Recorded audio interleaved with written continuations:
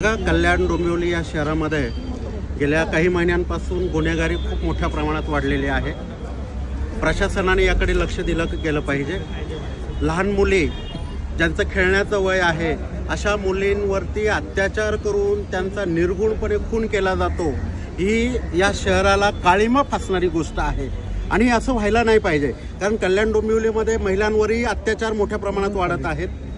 त्याचबरोबर मी एक प्रश्न उपस्थित केला होता की या ठिकाणी गस्ती पथकं वाढली पाहिजेत आणि गस्ती पथकं वाढली तर काही प्रमाणात ते कंट्रोलमध्ये करता येईल, परंतु गस्ती पथकं वाढण्यासाठी पोलीस तेवढे आहेत का या ठिकाणी ते बघणं गरजेचं आहे। जर पोलिसांची संख्या जर पर्याप्त नसेल तर ते कुठून काय करणार आहे? डे नाईट करून त्यांच्यावरही तो मानसिक ताण जाणवणार आहे। आणि म्हणून माझी प्रशासनाला माननीय गृहमंत्री साहेबांना विनंती आहे की त्यांनी पोलीस भरती करावी आणि जास्तीत जास्त पोलिसांची भरती करून लोकांच्या संरक्षणाची जबाबदारी घ्यावी असं मी या ठिकाणी सांगेल।